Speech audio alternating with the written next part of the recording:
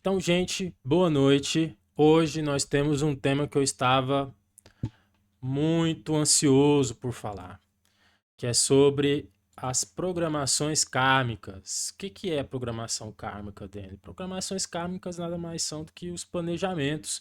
Como é planejado a nossa vida? Que tipo de programações cada pessoa possui? Como é que funciona isso? Será que realmente eu preciso ser uma pessoa que vai fazer algo para a humanidade? Será que eu preciso ter um papel muito grande? Que tipo de cobrança eu tenho? Será que existe um plano, uma missão muito grande para mim?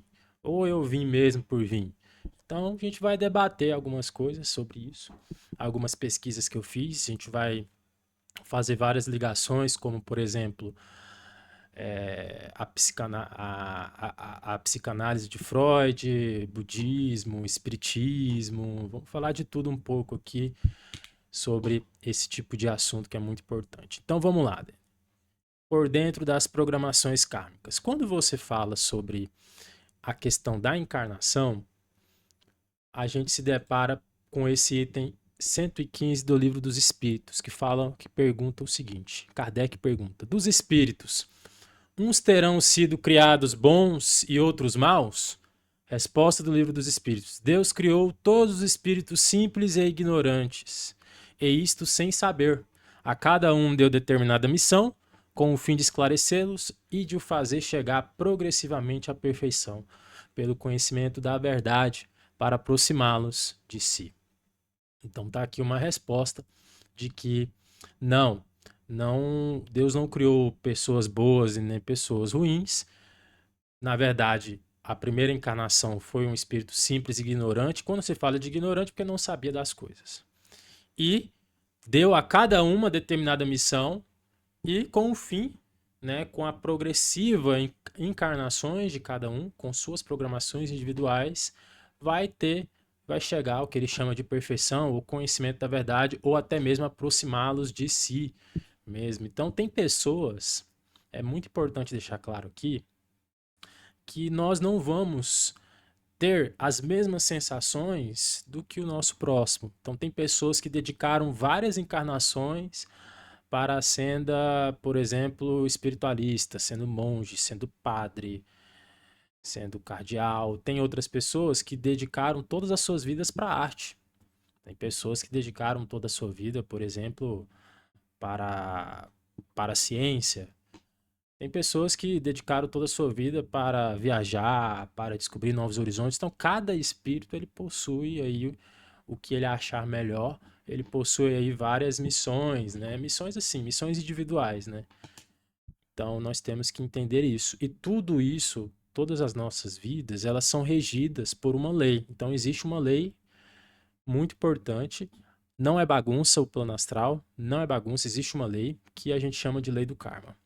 Já tivemos vídeos que está na nossa plataforma falando e especificando sobre o que é a lei do karma, mas voltando ao assunto, a lei do karma especifica o seguinte: ó espírito, você vai entrar nos ciclos de encarnações e reencarnações.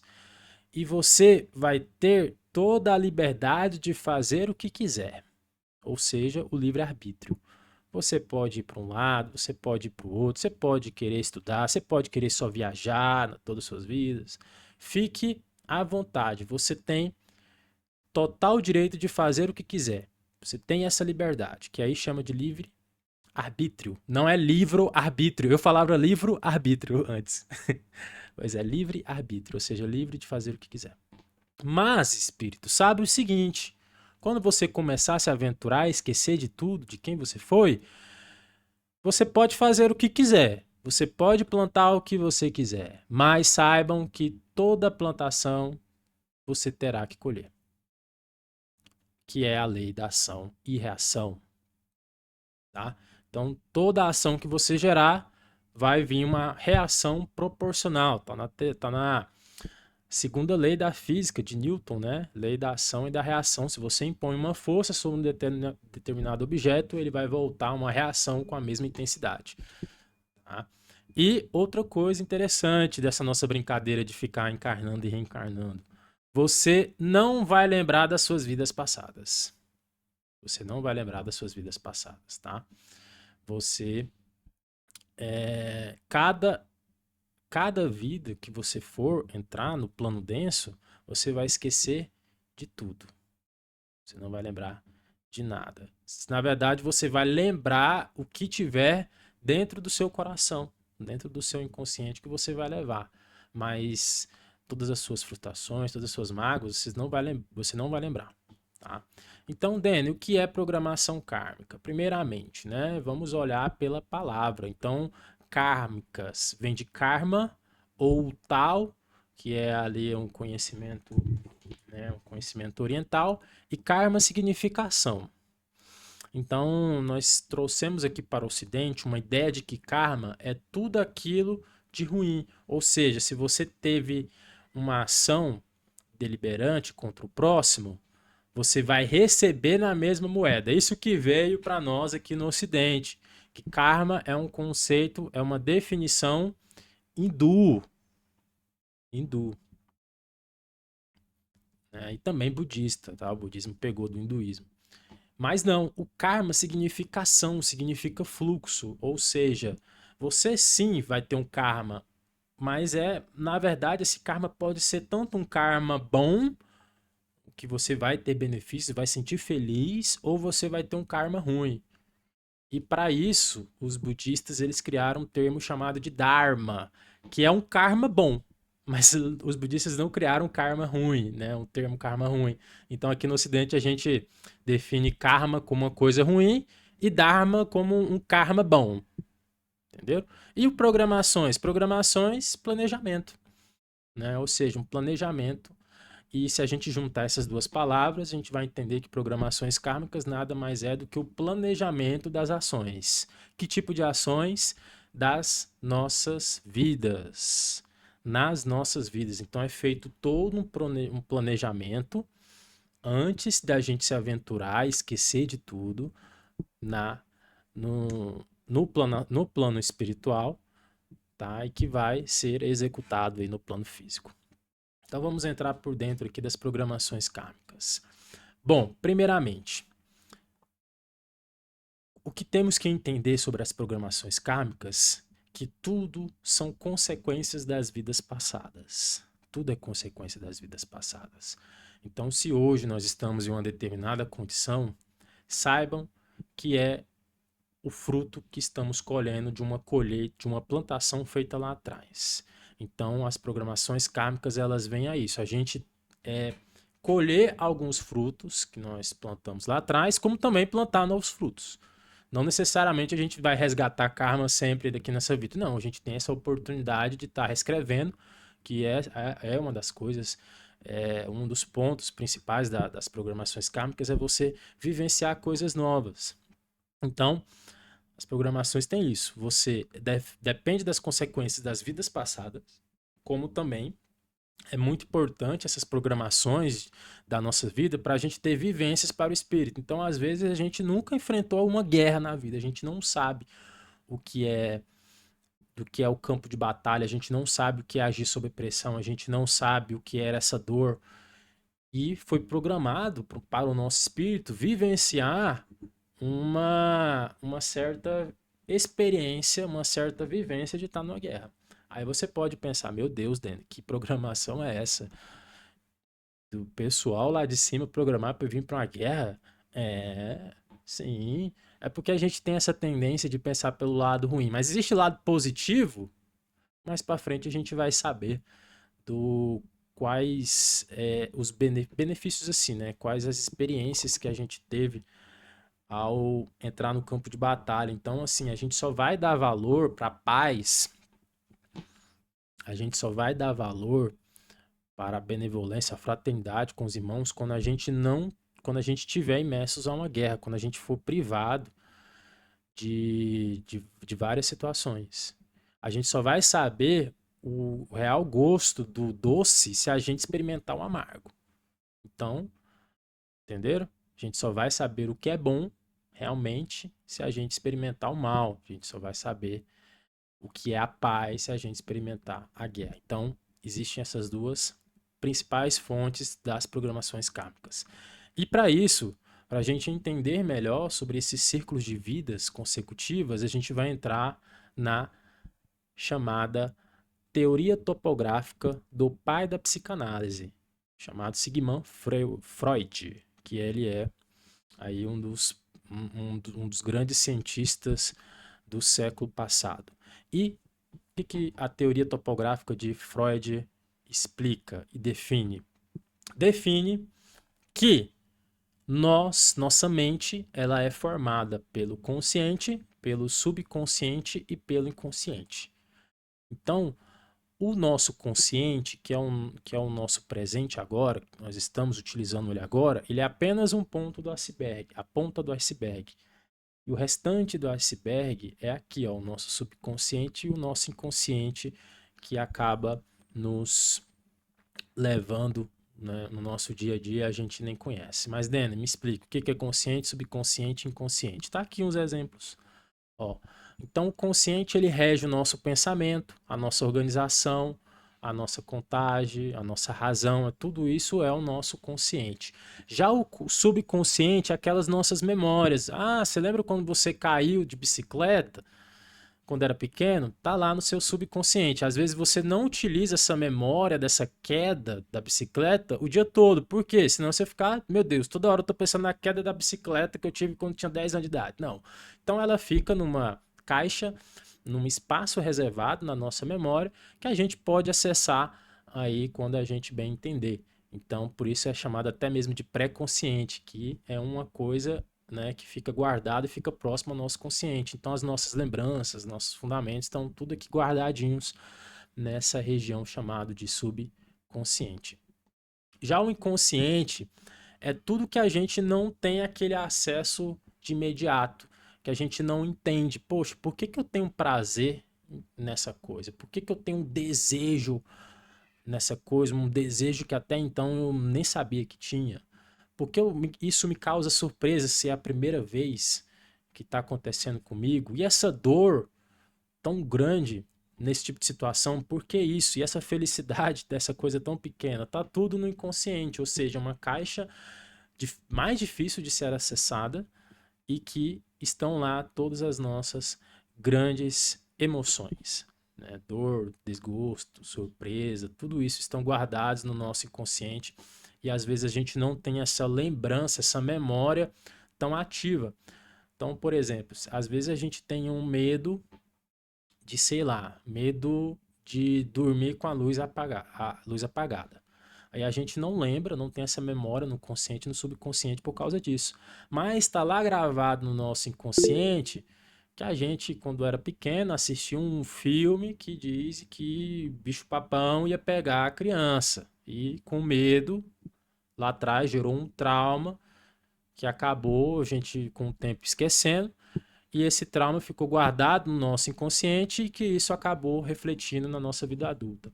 Então a psicanálise ela tem uma grande propriedade, uma grande função de estar trabalhando nessas emoções guardadas que até então a gente não compreende e que estão ali interferindo no nosso dia a dia de uma forma bem velada.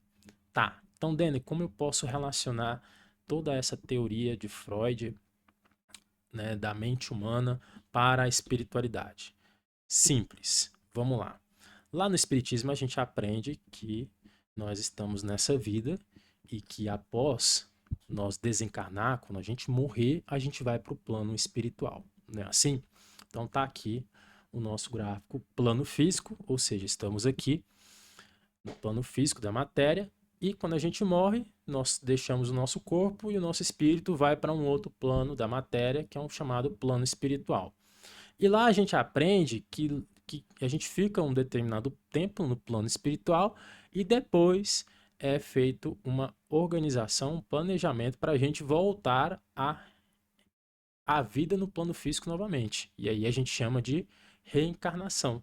Então a encarnação é o momento atual que nós estamos encarnados na carne e reencarnação a gente vai reencarnar novamente. Depois que a gente morrer, a gente vai voltar novamente à carne. Então a gente pode dividir aqui a encarnação e reencarnação dois tópicos, ou seja, na encarnação agora nós estamos no plano físico e depois nós vamos para o plano espiritual, e apaga-se a memória, voltamos para o plano físico novamente, e depois a gente morre e vai para o plano espiritual em uma outra oportunidade. Ok? Certo. E agora, Dani, como você pode relacionar isso? A gente pode relacionar que cada estágio no plano físico e no plano espiritual é como se fosse uma vida. O que é uma vida? Uma vida é quando. Como é que é vida? Nossa, que pergunta que eu fiz, né? Meti nessa pergunta, né? Cara, a vida é todo um estágio, né? Um estágio de um determinado tempo que você experiencia coisas novas. Então, às vezes, nós tivemos uma vida em uma determinada cidade, com amigos, com trabalhos, e quando a gente muda de cidade, muda de estado, a gente recomeça tudo de novo, com novos amigos, com um novo emprego, com um novo dia a dia. Então, a gente pode interpretar que a gente teve uma segunda vida, quando a gente faz essa mudança, essa migração, ou uma imigração para um outro país. Aqui a gente pode entender da mesma forma. O plano físico que nós estamos aqui hoje é uma vida. Quando a gente for para o plano espiritual, as coisas mudam drasticamente em determinadas situações.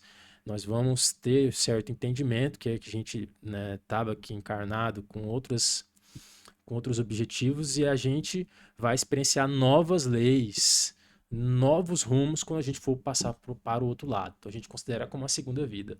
E quando a gente reencarna, novamente a gente vai ter uma outra vida no plano físico, com outro rosto, com outro corpo, com outro nome. Pode até mesmo com outro sexo diferente, que é muito comum isso acontecer. E a gente chama de vida 3, e quando a gente morrer, para o plano espiritual, vamos ter uma outra vida. Ok? Então vamos lá, Dani. Como é que funciona e como é que a gente pode relacionar com a teoria topográfica de Freud? Quando a gente está aqui no plano físico, nessa vida 1, nós estamos conscientes, certo? Quando a gente falece, quando a gente morre, a gente leva, já ouviram falar que a gente leva tudo que estava no plano físico? Ou seja, se você morrer hoje, você vai continuar sendo a mesma pessoa, você não vai criar asinhas de anjo e virar um ser iluminado, ou até mesmo diabinho. Não, você vai ser essa mesma pessoa que você está agora, com a mente, com os conhecimentos, com todas as suas amarguras, com todas as suas alegrias, com todas as suas memórias. Então, a gente leva para o plano espiritual o nosso consciente. A gente leva o nosso consciente. Então, esquece de pensar que a gente vai virar uma outra pessoa. É claro que o baque, que essa passagem para outra vida, ela de fato, ela dá uma mudança brusca, viu? Você saber que você estava encarnado, que você não era esse corpo, que você era muito mais, que há toda uma organização, há toda uma coisa invisível que acontece e as pessoas aqui não têm a menor ideia do que está acontecendo, é um baque grande, é uma grande quebra de paradigmas que você repensa, sim, que você praticamente muda da água para o vinho. Então é muito comum, nós vemos em algumas cartas psicografadas pessoas que, após falecerem, ela fazem toda a sua reflexão e fala: olha, eu fui uma pessoa tal, eu errei tal, agora eu entendo que, né, que as coisas não eram bem assim, que deveria ter amado mais, deveria ter sido mais paciente. Então, o teu das cartas psicografadas que nós recebemos são de espíritos que eles reconhecem que erraram, ou até mesmo reconhecem como era a sua vida, e que ao passar para o outro lado ele teve uma grande mudança de paradigmas aí. Então essa mudança para o plano espiritual, ela dá aquele estalar de dedos muito grande, mas não significa que a pessoa ela virou uma outra pessoa. Ela é a mesma pessoa. A mesma pessoa, ela carrega o consciente da vida 1. Quando a gente tá lá no plano espiritual e reencarna, o que acontece? Não apaga a memória? Então apaga todo o consciente da vida do plano espiritual. Então, o que permanece? Qual a mente que permanece no plano físico nessa reencarnação? Permanece o subconsciente da vida 2. Então, essa vida que a gente teve no plano espiritual, a gente não lembra. Você lembra da sua vida? Você lembra da sua vida passada? Não lembra. Você lembra da sua vida no plano espiritual? O que que você estava fazendo? Muito menos. Mas saibam que está gravado no nosso subconsciente tudo que a gente passou e vivenciou no plano espiritual. E também, hoje, nessa reencarnação, a gente carrega o inconsciente da vida um. Vamos lá, o que é inconsciente? Traumas, dores, felicidade, alegria, tudo aquilo que estava guardado lá no fundo, né, nosso, saibam que é o inconsciente dessa vida que a gente teve no plano físico. Então, por exemplo, nós temos o caso, né, de uma conhecida nossa que tem medo de borboleta. Uma mulher de 45 anos de idade que tem medo de borboleta. Aí te pergunto, o que aconteceu com essa menina, com essa mulher? Quando criança não teve essa experiência. O que aconteceu? Foi numa vida passada que ela teve.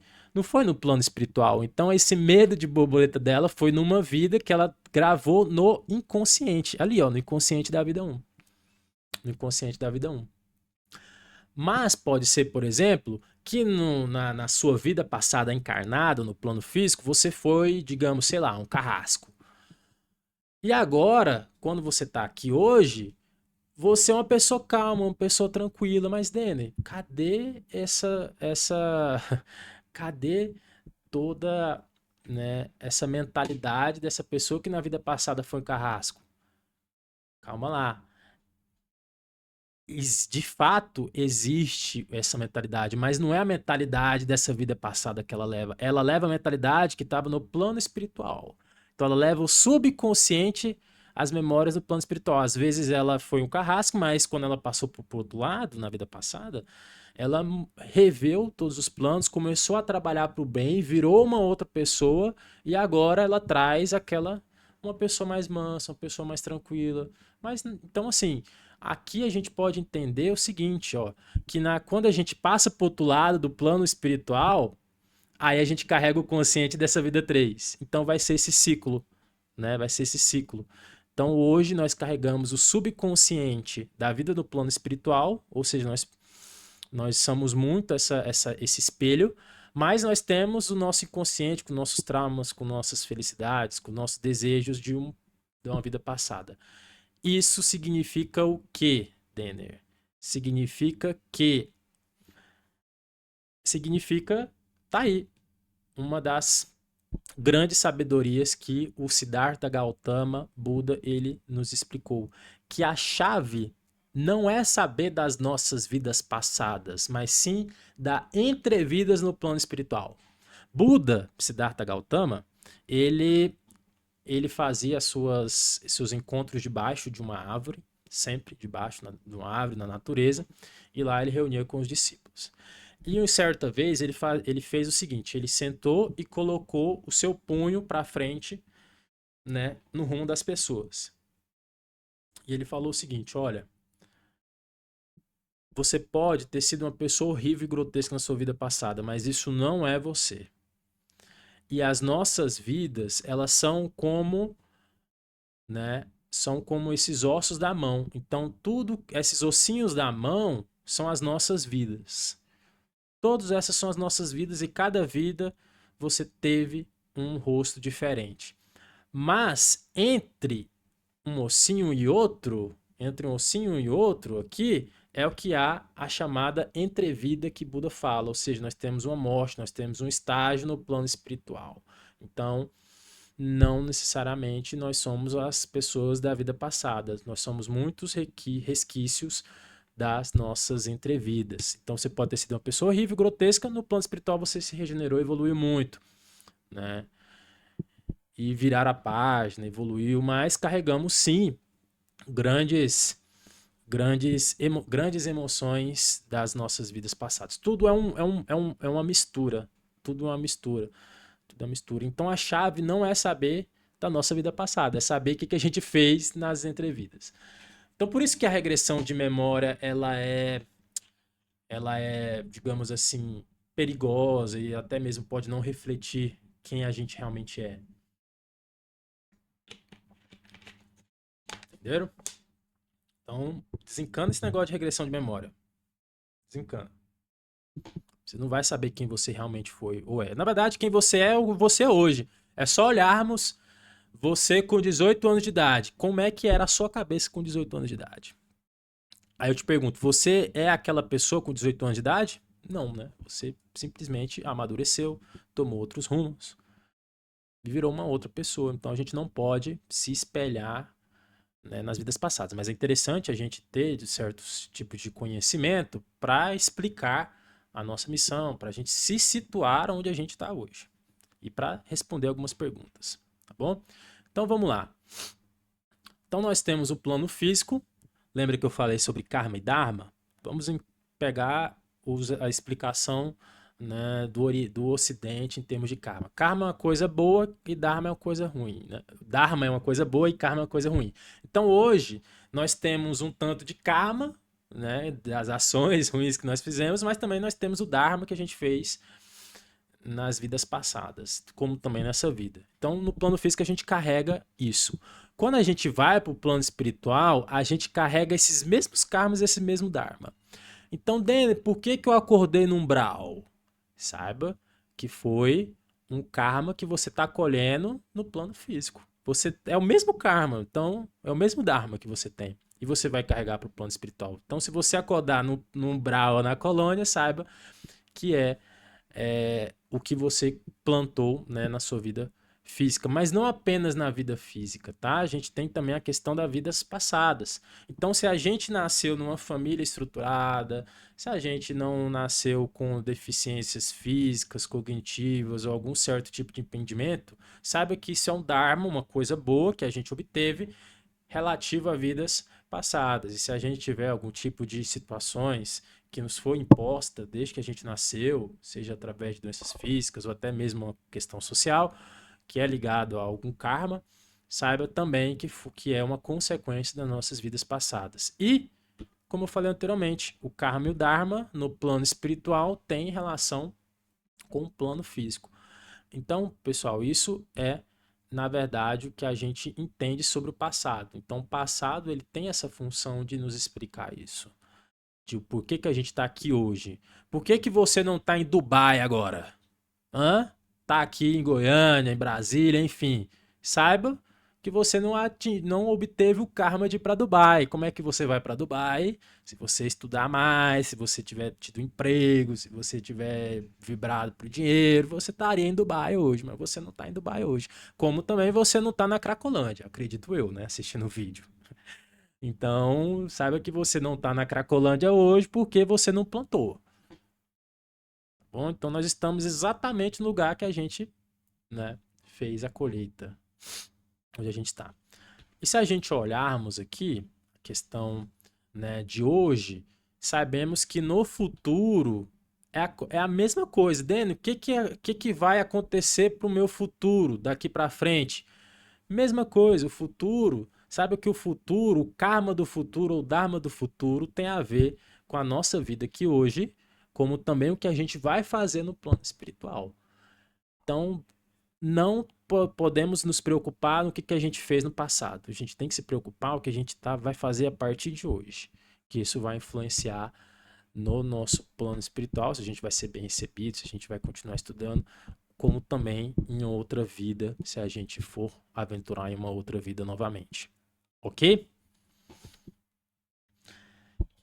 Toda essa explicação do passado, de karmas, isso reflete nas nossas vidas. A gente tem alguns exemplos típicos sobre casos de reencarnação. É o que a gente tem, por exemplo, um caso de encarnação do nosso, né, famoso pintor e escultor chamado Michelangelo. Ele que pintou o teto da capela, de uma capela, não estou lembrado o nome, né? Foi um famoso pintor que acredito que quase todo mundo já ouviu falar desse pintor. Então ele foi uma pessoa que dedicou toda a sua vida para as artes. Ele possuía, claro, seu temperamento difícil, como qualquer outro artista, grande pessoa, mas ele, né, dedicou toda a sua vida a isso. O que aconteceu? Ele morreu e foi para o plano espiritual. Quando ele voltou a reencarnar, sabe o que o espírito de Michelangelo fez? Virou um feitor de escravos. aqui no Brasil. Feitor de escravos são aquelas pessoas que compravam escravos, que maltratavam os escravos. Eram pessoas, de certa forma, inteligentes, eram pessoas que tinham certo conhecimento e simplesmente o cara vai na outra vida e vira um feitor de escravos, maltratando centenas dos nossos irmãos africanos. O que você faz para uma pessoa dessa? E você já assistiu a novela, você já assistiram filmes, o que esses caras faziam com os negros?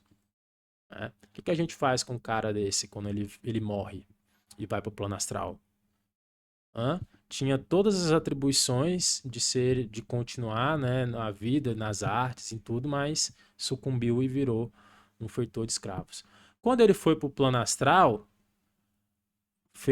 né, a gente não sabe o que ele fez realmente no plano astral, mas quando ele reencarnou novamente, ele foi o famoso Aleijadinho, que é uma das grandes figuras do barroco mineiro, do barroco brasileiro. O que aconteceu com o Aleijadinho? Foi uma artista que, na verdade, muito inteligente, só que aos 40 anos de idade ele sofreu uma enfermidade que deformava todos os seus membros e sua face. Chegou um momento que ele usava roupas de mangas longas, chapéus para poder esconder toda a sua deformidade. E ele ficou por vários anos dessa forma. Então, Aleijadinho era um espírito de Michelangelo, ou seja, ele trouxe esse Dharma, que é as benfeitorias nas artes, todo esse conhecimento, mas ele trouxe também um karma que era o que foi obtido sendo uma vida passada de feitor de escravos, que acabou o deformando. Ok? Agora, nós temos um outro exemplo, que é um exemplo de um livro, né? Eu já comentei sobre esse caso de reencarnações em um vídeo específico, que lá nas Gálias, lá no Império Romano, existia um batalhão de soldados sanguinários. Esses soldados sanguinários, chamados de leões, eram os soldados a mando do Império Romano de ir naquelas pequenas vilas e vilarejos que não eram vilarejos tão grandes. Então esses batalhões eles chegavam nesses vilarejos, né, de países, de regiões diferentes, saqueava, matava, estuprava, fazia o horror, acabava com os vilarejos, né, dessas pessoas humildes que habitavam lá na região da Gália. Então esses soldados eram soldados que mataram milhares de pessoas inocentes, criança, jovem, velho, eles não deixavam ninguém vivo. Tudo amando do, do Império Romano. Aí eu te pergunto quanto de karma esse pessoal obteve. Será que em uma vida eles conseguiriam pagar toda essa dívida que eles fizeram com milhares? Não foi centenas, não. Foram milhares de pessoas, né? Então, Dene, é só ele, né, ir pra vida e ser deficiente, mas cara, é uma vida só, você não vai, né, digamos assim, equiparar com a dor que sofreu. Que uma coisa é você matar uma pessoa, uma coisa é torturar, uma coisa é toda uma cadeia que você desencadeia quando você faz umas atrocidades dessa. Saibam que eles fizeram juntos, todos juntos, eles adquiriram karma, que a gente chama de karma coletivo. E 2000 anos depois, na tragédia do voo da TAM 6054, eles resgataram esses caras. Todas as pessoas que faleceram, até mesmo aquelas que estavam no posto onde esse avião, né, da TAM, ele bateu, ele foi pousar esse avião e não sei se ele foi pousar ou foi decolar. Eu sei que ele passou da pista e bateu no posto de combustível e explodiu. Todas essas pessoas eram, de alguma forma, membros desse batalhão de leões, né, que há 2000 anos fizeram carnificina. E juntos eles resgataram esse karma. Ele tinha que resgatar esse karma coletivamente. E essa foi uma das maiores tragédias do Brasil. Tem o caso também da Boate Kiss, já falei sobre isso também, que é uma questão de karma coletivo. E saibam que, sim, o que você fez, você tem que pagar e que há uma ligação entre as pessoas. Por exemplo, a mãe do Aleijadinho era uma senhora negra, tanto que ele é moreno, Aleijadinho, que ele era moreno. E ele escolheu a sua mãe, né, né? Ele escolheu sua mãe com a escrava que ele tinha mais prejudicado. Ele escolheu ser filho dessa escrava para poder, né, dar esse resgate. Então a mãe do Aleijadinho era uma das escravas que ele tinha, né, maltratado na sua vida passada. Tá vendo como as coisas funcionam? Então, Nene, o que são então essas ligações entre as pessoas? Essa ligação que a gente chama entre as pessoas que atravessam vidas, a gente chama de teias atáveis. Vamos lá, o que são teias atáveis, Nene? Primeiro, vamos lá no livro A Caminho da Luz, psicografado pelo médium Chico Xavier, através do espírito Emmanuel. Leiam esse livro, gente.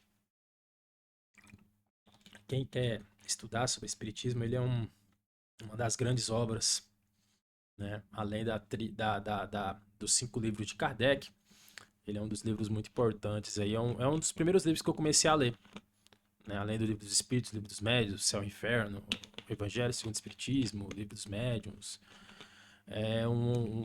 Acho que foi o primeiro livro assim que eu li do Chico Xavier. Então, se você abrir o livro, no capítulo 3, intitulado Raças Adâmicas, você vai ver esse trecho aqui, ó. Um mundo em transições. Lá fala, há muitos milênios, um dos orbes da Capela, que guarda muitas afinidades com o globo terrestre, atingir a culminância de um de seus extraordinários ciclos evolutivos. As lutas finais de um longo aperfeiçoamento estavam delineadas, como ora acontece convosco, relativamente às transições esperadas do século XX nesse crepúsculo de civilizações. Alguns milhões de espíritos rebeldes lá existiam, no caminho da evolução geral, dificultando a consolidação das penosas conquistas daqueles povos cheios de piedade e virtudes, mas uma ação de saneamento geral os alijaria daquela humanidade que fizera jus à concórdia perpétua para a edificação de seus elevados trabalhos. Aí, no próximo capítulo, fala, olha, espíritos exilados da terra. E foi assim que Jesus recebeu a luz do seu reino de amor e de justiça aquela turba de seres sofredores infelizes. Que o Emmanuel disse? Que Capela, na verdade, Capela é uma estrela. É como se a gente falasse o Sol, o nosso Sol aqui. Capela não é um planeta. Capela é uma estrela, como se fosse o nosso Sol. Não foi designado. Orbe significa planeta. Então, um dos planetas daquele sistema de Capela que guarda muitas afinidades com globos terrestres. O que é afinidades? Esse trânsito de ciclos da Terra para a Capela, da Terra para a Capela, tá? Atingiu um dos seus extraordinários ciclos evolutivos. Que ciclos evolutivos é esse? Transição planetária.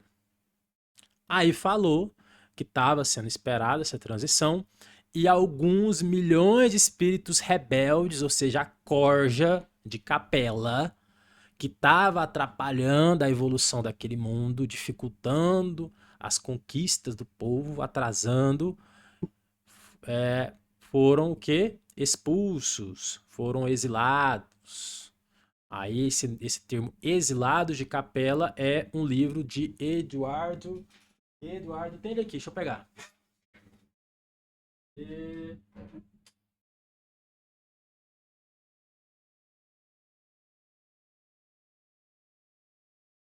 Tá achando? Aqui, ó. Esse livro aqui. Edgar Armand. Olha aqui na minha tela aqui, ó. Exilado de Capela. Ele que cunhou esse termo exilado de Capela. O que que é esse ele não era um médium, tá? Ele não era aquele médium todo, não. Ele era um pesquisador, esse cara aqui. Então ele pegou as obras de Emmanuel e ele fez uma pesquisa através de.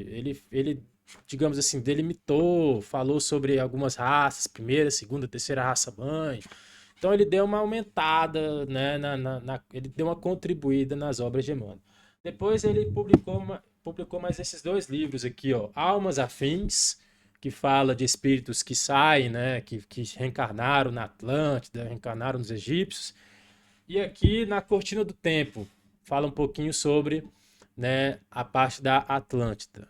Então é uma tríade. Existe um outro livro, se eu não me engano, eu não comprei, mas, né, cunhou, foi através desse homem aqui, Edgar Armand, que cunhou esse termo exilados de Capela. Então, Veja bem, o que a gente pode concluir aqui? Saiu um grupo de espíritos lá de Capela para a Terra. Tá aqui, ó. Olha aqui, coloquei na imagem. Capela, um planeta, tá? Que a gente acaba falando que é Capela, que a gente não sabe qual é o planeta. Essa horda de espíritos saíram para a Terra. E aí, como é que esses espíritos foram para a Terra? Na força do pensamento? Cada um de filinha? Não, gente. Capela, ela, se eu não me engano, está distante, acho que é 4 anos-luz, é muito longe, Capela da Terra, é um outro sistema planetário. Então, todos esses espíritos eles vieram de alguma forma. Como? Através de naves. Isso, o espírito também anda de busão. Eles vieram através, né, de naves, que a gente chama naves da Federação. Federação, já falamos sobre Federação lá atrás, nas nossas sendas sobre extraterrestres. Mas aí vieram, essa horda de espíritos, eles vieram para a Terra fazer o quê? Cumprir resgates kármicos. Não eram espíritos devedores lá atrás? Só que eles vieram cumprir resgates kármicos entre eles. Tá? E esses espíritos, eles não vieram sozinhos, não tiraram eles e jogaram na Terra e agora você fica aí, né, você se vire. Não, não é assim que as coisas funcionam. Então, essa horda de espíritos possuiu lá atrás uma pessoa responsável pelas encarnações, uma pessoa responsável por essa vivência dela. Aqui a gente chama essa pessoa de comandante de horda. É um ascensionado, é uma pessoa que sabe de tudo, assim, sabe do que aconteceu, saiba do que é melhor para eles, tá? E antes dessas pessoas, desses espíritos rebeldes que estavam de Capela foram para a Terra, antes de ele encarnar, foi mostrado todo o projeto de vida na Terra. Então, tirem isso da cabeça de que muitos dos espíritos eles vêm na marra, né? Alguns sim, já até expliquei como alguns espíritos é ido na marra, porque não tem nem condições. Mas esses espíritos rebeldes aqui de Capela eram espíritos inteligentes, gente. Não eram espíritos bobos, não, mas é tipo como fossem nossos traficantes, nossos ladrões de banco. Não são caras inteligentes, mas não leva tudo pro mal? Então, lá em Capela, mesma coisa. Então, antes desses espíritos reencarnar, foi mostrado todo um projeto de vida, do que eles iam enfrentar, do porquê eles reconheceram a importância de vir para a Terra, do que estava esperando eles, porque eles estavam colhendo o que eles tinham plantado, e eles decidem sim ou não, tá? Não é na marra, você não vem amarrado, não. Você sabe muito bem o que ia enfrentar. Muito bem o que enfrentar. E eles juraram seguir todas as leis, seguir esse plano. Não era encarnar para sempre, tinha um certo plano para eles virem aqui, né, vivenciar. Então, gente, só pra gente, isso aqui é muito importante que eu tô falando para vocês que tem toda a relação com a questão, né, das programações kármicas. Porque veja bem, por que que você nasceu aqui no Brasil? Por que que você não nasceu na China? Por que que você não nasceu lá na Groenlândia? Porque veja bem, no nosso mundo, em todas as épocas, vieram e floresceram grandes civilizações. E antigamente, quando eu falo antigamente, na época de Jesus, há 1000 anos atrás, não tinha toda essa globalização. Uma pessoa que nascia ali na África não ia ter contato com uma pessoa que nasceu no Japão, nunca. Assim, muito difícil. Muito difícil. Então, saibam que essas hordas de espíritos que vieram de Capela para a Terra, acontece isso, não aconteceu isso uma vez, aconteceu isso milhares de vezes e com planetas diferentes.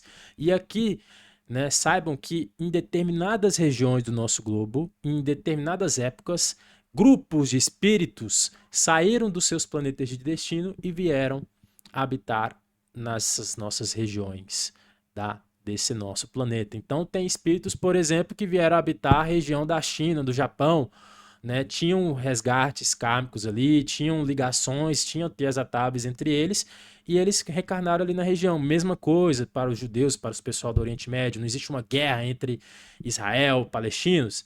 Saibam que esses espíritos são pessoas afins que vieram de uma região de um outro planeta. Mesma coisa aqui dos maias, mesma coisa dos astecas aqui na região da Mesoamérica. Eles não tiveram contato com o mundo lá fora. Eles nem tiveram contato aqui com os índios do Brasil. Então, era um grupo de espíritos que vieram viver, encarnar e vivenciar tudo que tinha para vivenciar em uma determinada época e depois foram embora. Tá bom? Então, todos os espíritos, gente, isso inclui nós viemos em blocos. Nós viemos em blocos de espíritos, de às vezes milhões de espíritos vindos de outros planetas, tá? Para a gente habitar uma determinada região e época. Então, aqui a gente vai morrendo, vai reencarnando, morrendo e reencarnando entre nossos familiares, entre nossos algozes. Tivemos relacionamento com pessoas da nossa família, tivemos desavenças, e essa é a grande regra, tá bom? Hoje, no nosso mundo globalizado, a gente não tem tanto isso, né? Porque acaba que a gente pode se relacionar, conhecer pessoas de outros lugares, mas a gente sempre tem, né, alguma conexão de vidas passadas. E, gente, vale ressaltar o seguinte, ó. Vale ressaltar o seguinte, que na nossa vida a gente conhece e a gente se liga com várias pessoas. E a gente forma grandes amigos, mas também a gente forma grandes inimigos. Então, os amigos ou cônjuges são pessoas que a gente, né, se dá muito bem e que a gente quer sempre ficar ao nosso lado. Já os inimigos foram algumas pessoas que nos fizeram mal ou o que a gente prejudicou e que de alguma forma a gente guarda rancor e mágoas. Saibam que a gente tem ligação com essas pessoas e quando a gente detalha mais sobre essa ligação de uma pessoa para outra, a gente há duas possibilidades de uma ligação de uma pessoa com a outra. Ou a gente pode ligar ela através do amor, ou a gente pode ligar através do ódio. Essa é o que a gente chama de teia atável. O que vira uma teia atável, né, teia, né, lembra teia de aranha, cordas, atável de ficar pregnada, é o excesso. É o excesso. Então, se você tiver um excesso de amor para uma pessoa, você vai ter aquele sentimento de companheirismo, aquela dependência emocional, aquela amizade. Então, muitas vezes a gente está acompanhado de pessoas que a gente tivemos um excesso de zelo, de amor de outras vidas, e a gente faz questão de estar junto com ela. Então, a gente cria uma certa ligação, uma certa teia atável. Como também o excesso de ódio, vem as mágoas, vem o rancor. Quando a gente tem esse excesso com alguma pessoa, aí a gente acaba e que acaba influenciando o nosso presente. Ah, meu Deus, hoje eu não consigo relacionamento por causa do fulano de tal, papapá. Isso aí, você acabou de criar uma ligaçãozinha com ela e que uma hora você vai ter que se resolver, porque isso está influenciando no seu passado. Não significa que todos os nossos inimigos vão conectar pra gente para sempre. Não, a gente tem que desapegar. No momento que a gente desapegar com eles e eles desapegar com a gente finda essa teia, não tem mais nenhuma obrigação de estar relacionando nas próximas vidas. Entenderam que é uma teia atável? Mas, gente, não fica só por aí, tá? Essas teias atáveis, a gente tem alguns exemplos de teias atáveis por amor e por ódio. A teia atável por amor é o caso do nosso médium Chico Xavier com o seu mentor e guia Emmanuel. Então, Emmanuel já chegou a falar para o Chico que eles dois haviam um compromisso entre eles e vinham de reencarnações passadas. Eles dois atuaram em tarefas cristãs lá atrás e começaram a reencarnar os dois como mentor, como né, um reencarnava, o outro virava mentor, depois o outro virava. Então eles tinham uma ligação de várias vidas passadas. E essa é uma teatável por amor, por companheirismo.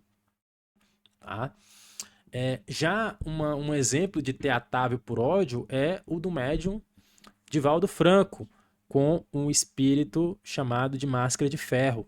Lá no livro Semeador das Estrelas, Divaldo conta que ele carregou até seus 45 anos de idade um espírito obsessor. Ele se apresentava como Máscara de Ferro e disse que desde 1623 esse espírito ficava atrás de Divaldo. Atrás de Divaldo. Só finalizou essa teatável, esse ódio todo que Divaldo tinha, quando, em um determinado tempo, a mãe, né, desse espírito reencarnou, mas ela reencarnou numa mãe que era uma moradora de rua, que não tinha capacidade de criá-la, e esse bebê, que era a mãe desse espírito, né, calhou de chegar na porta do Divaldo, e o Divaldo acolheu esse bebê, como o Divaldo tem um trabalho, né, esse trabalho do Divaldo até hoje, né, de acolhimento de crianças órfãos, de crianças sem pai, sem mãe, e o Divaldo na época acolheu esse espírito, né, dessa mãe, desse algoz. E aí foi onde ele falou o seguinte: olha, eu amo muito minha mãe e agora eu vou ser obrigado a amar você. Você me venceu pelo cansaço. E foi aí que finalizou, né, essa teatável. Existe, por exemplo, a teatável do Chico com o Bezerra de Menezes, que é uma outra personalidade do espiritismo. Bezerra de Menezes e Chico foram militares em um outro planeta e eles comandaram, né, participaram do comando de um ataque nuclear a uma outra nação, a um outro país. Então, né, Bezerra de Menezes, se eu não me engano, era presidente de um país e Chico era comandante, né, militar da marinha desse país que lançou uma bomba nuclear, né? O Chico Bezerra, vamos colocar assim, lançou uma bomba nuclear primeiro no outro país e o outro país só revidou. Aí começou o apocalipse nuclear nesse mundo. Eles foram degradados. Nesse caso, foram para a Terra aí desde daquela época lá de Roma, né, para poder resgatar os seus karmas. Ou seja, do mundo muito avançado tecnologicamente, para terras nucleares precisa ser um mundo avançado. Para um mundo aí lá da idade das primeiras civilizações. Tá vendo como funcionam essas teias? Vamos lá, né? Olha o filme Nosso Lar aqui. Lembra do filme Nosso Lar? Temos questão de teias atáveis. Essa garota aqui, ela se chama Heloísa. Essa Heloísa, ela morreu de tuberculose e ela foi acolhida por sua família lá na cidade de Nosso Lar. Então, acima, nós temos a sua avó, chamada Dona Laura, que ela cuidou dela, da Heloísa. Só que a Heloísa ficava muito angustiada, porque tinha deixado o noivo lá, e o noivo era um cara muito bonito. E a sua avó, a Dona Ruth, a Dona Laura falava: Não, não fica assim não, meu filho. O seu, o seu, a Dona Laura tentava falar pra ela que o cara já tinha esquecido ela e já tava em outra, mas, né, pra não dar aquele baque todo. E essa Dona Laura, ela era mãe desse personagem chamado de Lísias, que foi o mentor, né, do espírito de André Luiz, mentor assim, né, mentor no plano espiritual lá do André Luiz. Então tá vendo essas teias atáveis? Aconteceu que a Dona Laura, a avózinha ali, decidiu reencarnar, ela não precisava reencarnar, ela decidiu reencarnar para que ela fosse mãe da neta dela, Heloísa, para ela poder ajudar a neta dela, mas na figura como mãe. E o Lísias também acabou programando a sua reencarnação também, que ele era um espírito muito evoluído, mas ele disse que tinha muitas coisas a resolver. O André Luiz, ele não reencarnou, tá? Fofoca astral pra vocês, de primeira mão. Não reencarnou ainda. E nem sei se vai reencarnar ainda, que ele evoluiu muito lá no plano astral. Então nós temos, gente, vários tipos de teias atáveis. Olha o tanto aqui de teias atáveis que nós temos. Pessoa, grupo de pessoa, várias ligações, religião, animais, meio ambiente, trabalho, país.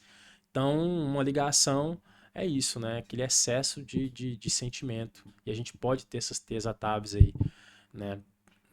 Não somente com uma pessoa, mas por vários outros motivos. Então, gente, sabe o seguinte: o plano astral é extremamente justo. Não passa a mão na cabeça de ninguém. Não passa a mão na cabeça de ninguém. O que você fez, você vai pagar. Ah, não tem jeitinho brasileiro, não tem. Ah, eu vou fazer uma coisa boa para isso revirar. Não, você vai ter que pagar, né? O que fez no plano físico, você vai ter que pagar no plano físico. O que fez no plano astral, você vai ter que pagar no plano astral e assim sucessivamente. E para isso, para a gente saber como é que é essa justiça, a gente tem que falar um pouquinho do conselho kármico. Então, quem realmente decide o lugar que a gente vai encarnar, a família e o gênero das provações, não é a gente, não. Esquece isso. Não sei de onde tiraram da cabeça que a gente escolhe o que a gente vai vivenciar. Ah, porque a gente escolheu ser pobre. Gente, balela, gente. Ninguém escolhe assim, não. Não é assim tão mamão com açúcar, não. Todo mundo ia querer escolher seu corpinho. Ah, não, me faz desse jeito, não. Coloca um pouquinho mais de altura. Não, coloca um pouquinho o cabelo liso aqui. Todo mundo ia querer isso. Ninguém ia querer nascer, por exemplo, na favela. Ninguém é espírito evoluído. Todo mundo é espírito evoluído assim, não, gente. Esquece isso, tira isso da cabeça, pelo amor de Deus. Não é assim que as coisas funcionam. Existe o que a gente chama de um conselho formado por seres ascensionados, seres com elevado chip. Eles são especialistas em programar as nossas vidas. Então, o que ele vai fazer? Não é uma pessoa, tá? É um conjunto de pessoas que eles ficam lotadas nas cidades astrais. Cada cidade astral, isso quando eu falo cidade astral, cidade lá no penumbral, cidade da luz, não é aquela cidade lá do Umbralina não, tá? Cada cidade possui um departamento desse conselho kármico. Então, o que vai acontecer? Eles vão chamar você em um determinado tempo.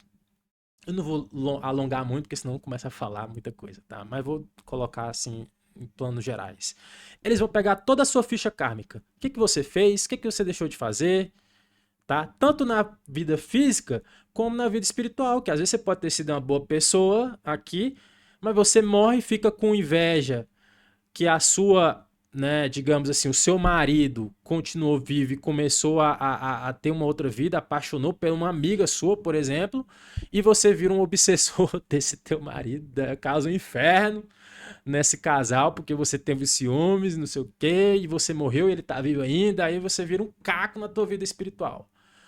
Você acha que não tá adquirindo karma, meu irmão? Minha irmã? Tá sim. Então o conselho kármico ele vai pegar a tua ficha tanto no plano físico como no plano espiritual. É. E vai fazer um balanço com você, vai te mostrar, olha o que você fez, o que você deixou de fazer. Não tem injustiça não. Foi uma injustiça que aconteceu comigo. Lá as máscaras vão cair no conselho kármico, porque muitas pessoas têm aquela pompa, né? Não, eu fui uma pessoa que fez tudo, eu criei tal coisa.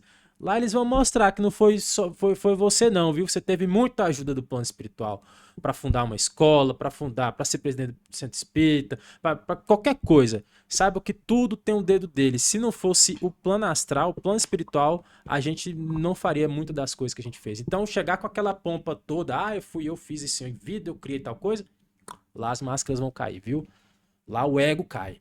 Então, assim, esse conselho ele vai apontar pra gente o que a gente precisa melhorar. O que a gente precisa, o que a gente deixou de vivenciar. Vai explicar todas as nossas dúvidas. Quem era essa pessoa que estava ao nosso lado? Por que eu sou assim? Por que eu vim aqui nesse país? Né? Se a gente tiver algum karma, que a gente prejudicou, acabou, né, fazendo alguma coisa, né, de ruim, que a gente às vezes nem sabia, esse conselho kármico ele vai oferecer opções para você. Você deixou de atender, você era uma médica e deixou em guerra e deixou de atender deficientes, agora você vai ter que resgatar. Ou você nasce como deficiente, ou você nasce como uma médica ou alguma pesquisadora que vai ajudar essas pessoas, né, doentes ou com alguma deficiência física. Existem as duas opções. Qual que você quer? Vai te oferecer as opções para você, tá? Resgates kármicos, tá bom? Então é isso, eles vão aplicar a lei. Conselho kármico não tem essa coisa de mamão com açúcar, não. Plantou, vai ter que colher. E a gente depois assina o compromisso. A gente assina que a gente que está ciente do que vai acontecer e a gente aceita, tá? Então, sim, você pode até participar, quando fala assim, você pode participar dependendo do seu grau de evolução. Claro, né? Claro. Mas não é o que acontece com a maioria das pessoas, não, tá? Não é o que acontece com a maioria das pessoas. Aí é enviado para os operadores kármicos, né? Que é um departamento lá do Conselho Kármico que dedica para o planejamento. Então, são esses operadores que vão planejar, que vão receber primeiramente a nossa ficha, né? Nossa ficha kármica, e eles vão planejar as nossas teias, ou seja, vão preparar os nossos pais, vão preparar a nossa família. Que ano a gente vai vir previsto, uma base de ano para a gente ser previsto, o país, a cidade, o corpo que a gente vai vir. Então esse negócio de espermatozoide vencedor, esquece. Você é dessa forma do jeitinho que era para ser. Não tem essa sorte, seu irmão mais novo, sua irmã mais nova é mais bonito que você, não sei o quê, porque foi só. Não, você é do jeitinho que era para ser. Tudo isso através das operações dos operadores kármicos que pegaram a tua ficha e falaram, olha, vai vir desse jeito aqui. Vai vir desse jeito. Saibam que as nossas famílias são grandes ferramentas de resgates kármicos, então é muito comum a gente ter pessoas afins, como nossa mãe, como nosso pai, como nossos irmãos, mas é muito possível de ter nossos algozes, ou pessoas que nos prejudicaram, ou pessoas que a gente prejudicou, sendo a nossa mãe ou o nosso pai. A ligação entre mãe e filho é uma das ligações mais fortes que tem. Porque A mãe, ela aprende. Às vezes você é uma pessoa que nunca teve, mulher no caso, né? Nunca teve oportunidade de conhecer o amor. Uma pessoa que nunca pensou em ter filhos, mas quando teve o seu primeiro filho, você às vezes experiencia esse amor incondicional aquele ser vivo que veio de você, né? Que você cuida, aquele ser indefeso. Sabe que é um amor muito grande que você cultiva para esse ser. E é uma das grandes ferramentas do plano astral de poder ajustar, de poder ajustar duas almas que eram inimigas. Sim, é uma das grandes ferramentas. Não não, pelo amor de Deus, não pense que mãe e filho ou mãe e filha eram algozes. Não, não necessariamente. A gente viu no caso lá do nosso lar, que a avózinha, né, ela decidiu reencarnar primeiro para que a neta dela pudesse ser a filha dela. Então, há, né, esses dois lados. Ok? Tá entendendo agora como é que é a questão da programação? E quando a gente fala de programação da nossa vida, o nosso futuro ele não é pré-determinado. Então, olha, o Denner, ele nasceu, ele vai ser, sei lá, um artista. Ele vai ser, sei lá, um professor. Não, nosso futuro ele não é pré-determinado. Ele é planejado. Planejado. Ah, não é pré-determinado. Ninguém sabe do futuro, nem o plano espiritual sabe do futuro. Pô, se souber de tudo, pra que a gente encarna, né? Já sabendo. É fazer um robô do que a gente. Porque a gente tem o nosso livre-arbítrio, lembra? Lá das leis kármicas. Então nós temos o livre-arbítrio para mudar os nossos rumos. E poucas pessoas sabem da sua missão, né? Do que ela se programou a vir. Ok? Então, nossos caminhos, gente, eles estão sempre abertos para a gente seguir conforme que a gente tinha planejado antes, ou a gente tem um livre-arbítrio para seguir ou não. Mas, Dani, qual é o nosso caminho? Qual a nossa missão? Cara, é o que tiver no seu coração. Se você sentir no seu coração que, né, montar uma escola, ou até mesmo, né, ter um filho, existem vários tipos de situações que você sente no seu coração o que é para você fazer. Então, sabe o que vier do seu coração, que você sentir muito bem, e tá indo bem as coisas, saibam que isso tem a ver com o que você planejou lá atrás, né, no plano espiritual. Mas você é livre para fazer novos rumos. Você não necessariamente precisa ter filho, você pode muito bem escolher não ter filho nessa vida. Ah, e agora é um karma agora? Não, não é assim que funcionam as coisas. Mas saibam que a gente não consegue fazer tudo que a gente tinha planejado antes. E o plano astral sabe muito bem disso.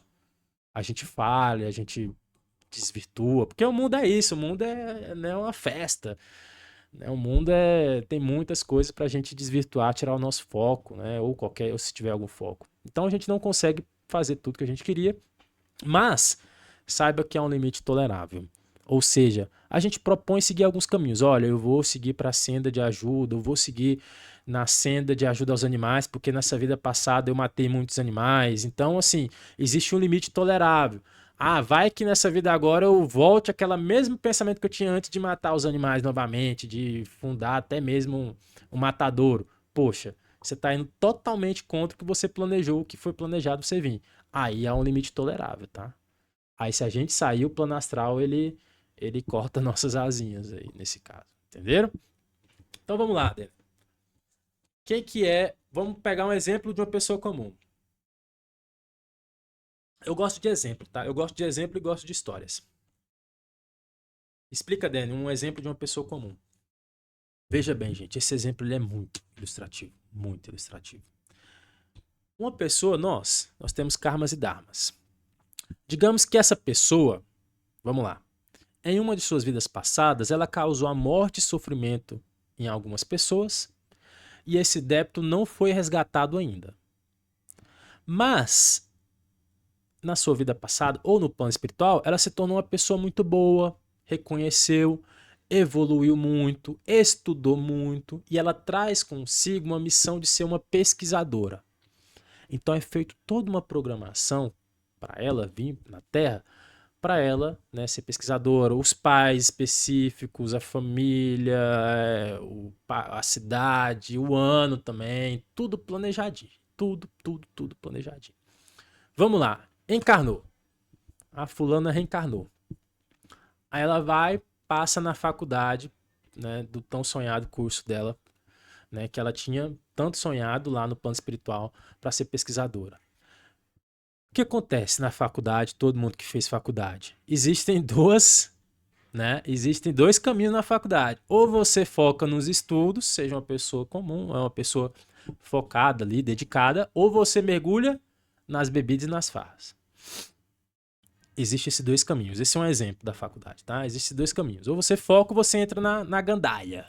Se você focar nos estudos, saiba que o plano astral vai ver, vai reconhecer que você está indo para o seu caminho. O que ele vai fazer? Vai abrir oportunidades de emprego, de estágio, de iniciação científica. O plano astral, quando você está seguindo um caminho correto, ele vai te abrir oportunidades. Mas, se caso essa menina escolher mergulhar na bebida e na farra, começar a se envolver com pessoas erradas, pode acontecer de um dia ela tá numa farra, né? Beber muito, se envolver com um cara, né, também bêbado, que não tinha nada a ver, e desencadear um acidente de carro entre os dois. E ela falecer. Aí eu te pergunto, e aí, Dani? Me fala, como é que a gente pode entender isso daí? Primeiramente, o plano astral, o plano espiritual vai dar vários avisos pra gente, pra essa pessoa que tá fora, seguindo fora dos rumos dela, tá? Diversas formas, família, as coisas começam a dar errado. Tudo isso são avisos dados pelo plano espiritual, pelos nossos mentores, de que a gente está indo para o caminho errado. E essa pessoa, nesse caso desse exemplo, ela recebeu vários avisos, né, vários avisos de que, né, ela poderia muito bem se dar mal com o caminho, né, se ela tiver escolhido pela bebida e a farra. Então pode acontecer ela desencarnar por acidente, sim. Mas, se caso, Dani, vamos lá, ela morreu, mas sabe o que ela morreu? Ela morreu, sim, foi uma ação dela, mas ela morreu porque ela tinha um resgate kármico a ser, né, cumprido. Lembra das suas vidas passadas que ela causou uma morte e sofrimento para algumas pessoas? Então, calhou das atitudes dela, né, desencadear para essa morte por acidente. Mas, Dani, ela tinha um resgate a ser cumprido, não tinha? E se ela não tivesse mergulhado na bebida e na farra, focado nos estudos, tido um bom emprego, como é que ela ia resgatar o seu karma, né, lá de vidas passadas que ela causou sofrimento para as outras pessoas? De várias formas. De várias formas. Uma das formas é algum problema de saúde no futuro inexplicável. Então, problema de saúde para pessoas sadias, pessoas boas, sabe que muitas das vezes são resgates kármicos, né, que você desencadeou ali, tá resgatando por causa de vidas passadas, tá bom? Mas viu que você poderia muito bem provocar esse karma, né, esse karma lá das vidas passadas através de um acidente? Provocação do karma. Aqui, se essa menina escolher focar nos estudos, ela tá provocando o dharma dela. Toda a parte boa que ela fez lá no plano astral de estar estudando, de estar sendo pesquisadora. Tá? Esse problema de saúde dela, às vezes, nem é uma coisa passageira. Vai imputar dor? Vai. Mas é um resgate lá no fundo. Entenderam como é que são as coisas? Existem acidentes que são provocados. Se a pessoa morreu, tá aqui, ó. Mortes repentinas. Se não for do karma da pessoa, ela não vai morrer em situações alheias a ela. Ou se for provocado, terá apenas sequelas. Quem aqui nunca viu aqueles casos de pessoas querendo assassinar uma outra, dar vários tiros e nenhum tiro pegar na pessoa? Ou aquele caso do cantor rap americano 50 Cent, foi 6 ou foi 7 balas no pescoço, no peito, e o cara não morreu? Agora, você às vezes você está aqui em casa, lavando a casa, escorrega, bate a cabeça e morre. Me responde. Não é do karma da pessoa. Se não for do karma da pessoa morrer, ela não vai morrer. Não vai morrer. Não vai morrer. Seja acidente. Olha o caso lá do voo da Chapecoense. Lembra? 6 pessoas sobreviveram à queda de avião. Gente, queda de avião. Bateu na montanha. Bateu na serra lá. 6 pessoas morreram. Acidentes de carro feios. Que você vê só tem a latinha. Como se o carro virasse a latinha. E do nada sai uma pessoa sem ferimento nenhum dentro daquele carro. Olha um caso meu, por exemplo. Caso meu, sim, né? De um conhecido. Eu tinha um amigo, né? Lá da minha cidade, no interior do Tocantins, que ele saiu de uma festa, ele estava sóbrio e ele estava com um amigo. Esse amigo estava dirigindo. Só que ele estava no banco do passageiro, né? Do banco ao lado. Ele não estava dirigindo. Ele sempre tinha mania de colocar cinto. E ele falou para mim, Denner, nesse dia eu não coloquei cinto. Estava voltando da festa. O que aconteceu? Esse amigo dele dormiu no volante. O carro saiu da pista, capotou e bateu numa árvore. E bateu bem no lado onde estava esse meu amigo. Só que esse meu amigo ele não morreu. Por quê? Ele, quando o carro capotou, ele pulou para fora do carro. Ele foi jogado para fora do carro. E o carro bateu bem no lado dele. E ele falou para mim, Dennis, se eu tivesse colocado o cinto, eu tinha morrido. Me explica? Era ou não era para ele morrer? Não era, gente. Se não for para morrer, não vai morrer. Você pode até se machucar muito, mas se não for do karma da pessoa ter certas complicações, nos meses ela faz fisioterapia, volta ao normal. Já tem pessoas que você tá lavando o banheiro, deu uma queda na bacia, fratura, acabou o mundo. Tá vendo? Isso vale a mesma coisa para doença, para Covid, tá? Então, assim, cada caso é um caso, tá? Eu tô dando um exemplo de mortes repentinas aqui, mas a gente não tem como generalizar porque a gente não sabe. Não tem como saber das vidas passadas da pessoa, né? Às vezes ela faleceu por causa que era programado dela realmente falecer. Existem casos, sim, que é programado, assim, de você ter uma certa... viver de um certo período de tempo, não tanto, tá? Né? Aí são motivos adversos que a gente só vai saber lá do outro lado. Isso vale também, gente, essas questões de karma é muito, assim, é muito sérias, porque curas e situações sociais está intimamente ligado. Se não for do karma da pessoa, ela não vai conseguir juntar dinheiro. Ela pode fazer de tudo, mas os negócios não vão dar certo. Quem é que conhece uma pessoa que nunca se deu bem na parte financeira, né? Quem aqui já foi no Dr. Fritz, no Zé Arigó, foram em todos os centros, mas nunca conseguiu cura? Me explica, por quê?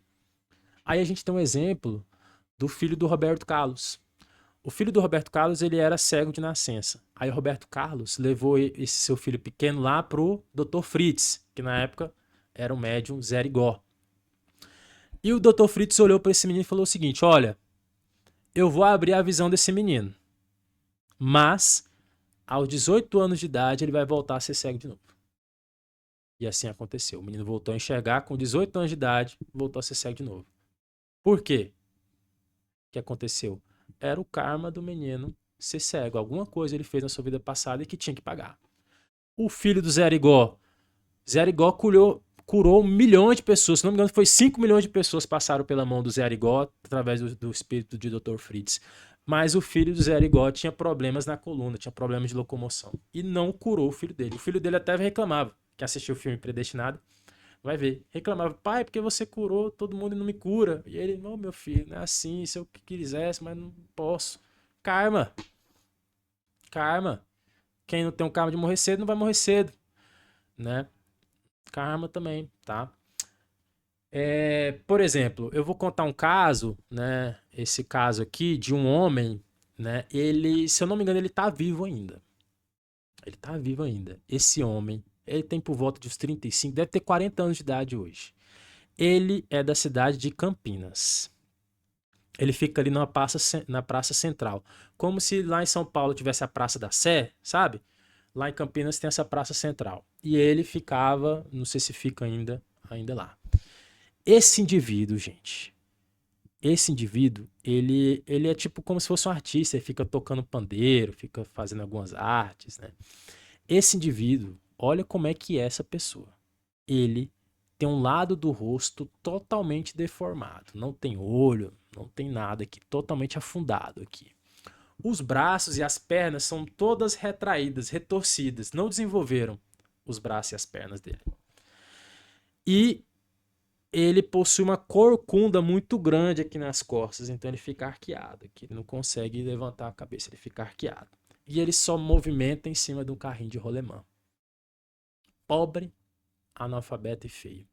Aí eu te pergunto, o que esse indivíduo fez na sua vida passada pra tá vindo dessa forma? Gente, não existe, assim, karma mais pesado que esse. Não existe, gente. Olha, você não vai ter nada na sua vida. Pois é. Você sabe qual foi a vida passada desse pobre coitado? Vamos lá saber dessa vida passada desse pobre coitado, né? Na sua vida passada, ele foi um cangaceiro. Um cangaceiro daqueles algoz, gente. Quando foi feita a pesquisa dessa vida passada dele, abriu alguns quadros. E dentro desses quadros, viu ele simplesmente ele entrava dentro das propriedades, que cangaceiro era isso, né? Todo mundo romantiza os cangaceiros. Gente, esse povo fez uma... que o povo coloca o cangaceiro como um Robin Hood. Mas não, gente, esse povo fez merda demais. Esse povo fez maldade demais, tá? Por exemplo, esse cangaceiro aqui, ele com seu bando entrava na propriedade dos outros, matava todo mundo. Teve uma das cenas que abriu, um quadro que abriu, ele amarrou um homem, pegou a ponta da faca e pegou no olho do homem, ó, e ó, girou e furou o, homem o olho do cara. Em outra cena, em outro quadro que abriu, ele amarrou o cara e capou o cara. Deixou ele todo pelado e capou o cara. E deixou ele sangrando até morrer. Aí eu te pergunto, como é que a gente faz com um cara desse? No plano espiritual? Vocês acham que ele vai encarnar com uma pessoa bonita, com uma pessoa é, uma família rica? Não, gente. Não vai. Ah, ele vai reencarnar até os 5 anos de idade, ele vai morrer. Gente, mas assim, 5 anos de idade você é uma criança, ok, você não você cessa a vida, mas ele tem que pagar. E é dívida, gente. E aí foi que ele veio para toda essa vida e tá pagando o karma. E essas pessoas, gente, que tem um karma muito pesado, elas não morrem cedo. Não morrem cedo. Elas vão ficar, né, sentindo todo esse clamor, né, a vida toda. A vida toda, né? Para finalizar, vou contar um outro caso. Esse outro caso é de uma mulher, né? De uma mulher que tinha seus 35 anos de idade, que do nada paralisou a mão direita dela. Paralisou, não abria, não fazia nada. Foi em todos os hospitais, todos os especialistas, e nada. Não tinha nem coisa no sangue, defeito genético, não teve nenhum trauma, simplesmente a mão dela parou de funcionar. Recorreu ao centro espírita, né, para ver. Ia de centro em centro espírito e nada de resolver o problema dessa mulher. Até que então foi levado para uma mesa mediúnica. Para saber, não foi na nossa mesa mediúnica, tá? Já adiantando logo, foi em outra mesa mediúnica. Levaram numa mesa mediúnica para saber, para conversar, né, para ver se tinha alguma coisa espiritual, porque eles identificaram que sim, era uma coisa espiritual, mas eles não conseguiam tirar. Foram conversar com essa entidade espiritual. Baixou no médio e foi conversar com ele. E essa entidade falou assim: olha, vocês podem parar de tentar tirar eu dela, eu de perto, que vocês não vão conseguir. Eu sei muito bem o que eu tô fazendo. Não adianta vocês virem com conversinha pra cima de mim, doutrinação, de perdoar. Não vou perdoar essa mulher. Não tem quem faça eu perdoar essa mulher. Vocês não sabem o que essa mulher fez pra mim na sua vida passada. A dor que essa mulher me imputou. Você está vendo essa mulher aqui? Mas ela não foi boazinha assim não, viu? Ela foi uma FDP, né? Pra não falar essa palavrão aqui. Ela foi uma vigarista na vida passada dela. E não tem nada. Foi me dado o direito. Olha o que ele falou. Foi me dado o direito de estar fazendo isso com ela. E ela vai continuar com essa mão dela desse jeito até a sua morte dela. Conversaram com os mentor. Falaram, não posso fazer nada. Mas como assim não pode fazer nada? Veja bem o que aconteceu, gente. Vamos lá para a vida dela. Investigando a vida dela. A vida passada dela foi há muitos anos atrás, né? A vida passada dela era uma daquelas ricaças lá na Europa, e tinha muitos mordomos, tinha uma casa muito grande, né? Muito rica, tinha muitos mordomos. E esse cara, ele era jardineiro dela. E dentro desse jardim dela tinha um pé de tâmara muito grande, muito belo. Certa vez, ela, na sua pompa, na sua ignorância, né? Que as mulheres daquele tempo, né? Tinha muitas assim que era toda, né? Você já sabe, né? Precisa nem falar. Ignorância pura. Ego lá em cima.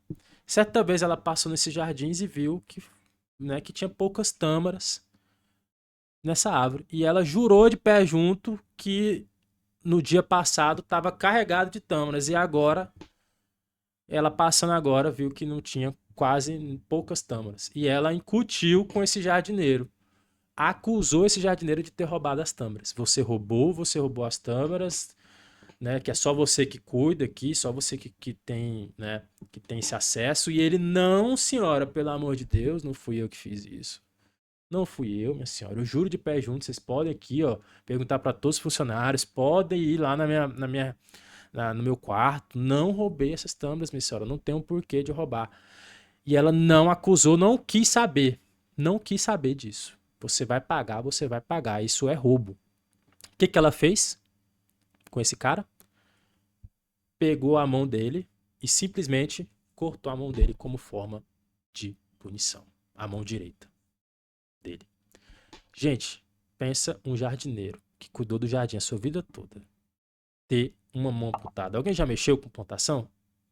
Sabe o tanto que é difícil você, né, fazer as coisas? Imagine com um braço cortado.